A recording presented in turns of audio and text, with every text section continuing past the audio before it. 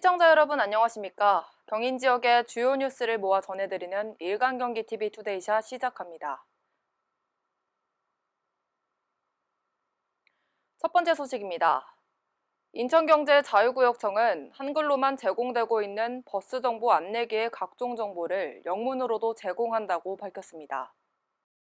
이는 인천경제자유구역에 거주하는 외국인들의 편의와 글로벌 도시로서의 이미지 제고를 위한 것인데요.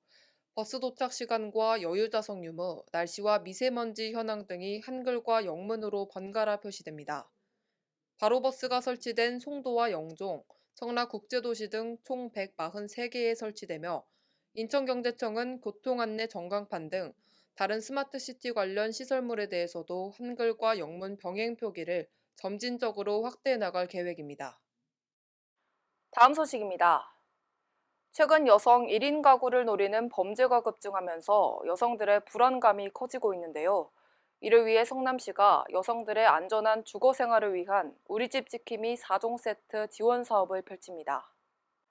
성남시 여성단체협의회가 2천만 원의 시 보조금을 받아 처음 시행하는 사업으로 혼자 사는 여성 100가구에 스마트 초인종과 현관문 보조키, 문 열림 센서와 창문 잠금 장치 등 4종을 설치 지원합니다.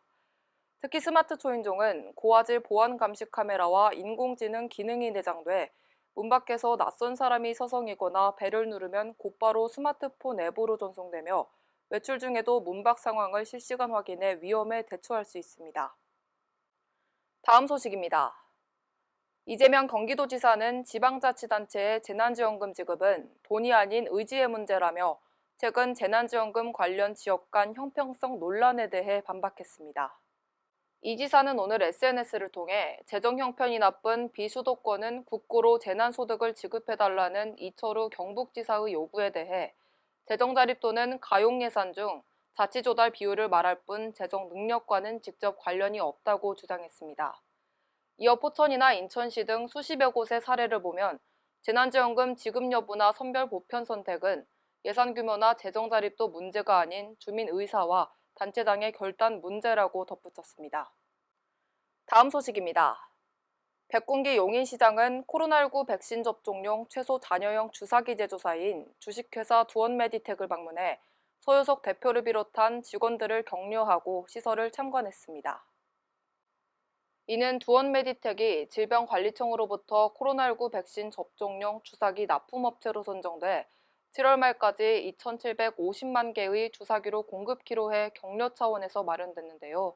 업체가 생산한 주사기를 사용하면 접종 후 남은 양을 최소화해 일반 주사기로 5명에게 접종하던 백신 한 병을 최대 6명에게까지 접종할 수 있습니다. 다음 소식입니다. 야생조류가 투명 방음벽 등에 부딪혀 죽는 사고가 지속되자 경기도가 이를 줄이기 위한 방안 마련에 나섰습니다.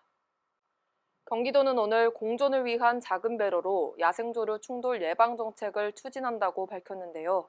이에 따라 올해 약 6억 원의 예산을 투입해 투명 방음벽에 무늬를 넣는 시범 사업을 실시하고 야생조류 충돌 저감 조례 제정 등을 추진합니다.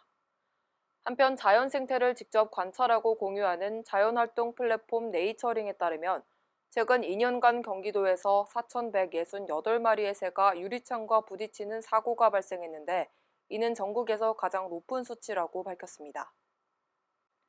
일간경기TV 투데이샷 오늘 준비한 소식은 여기까지입니다.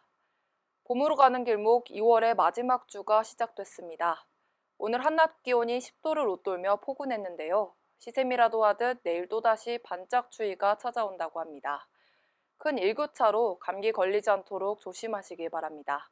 내일은 더 다양한 소식으로 찾아뵙겠습니다. 시청해주신 여러분 고맙습니다.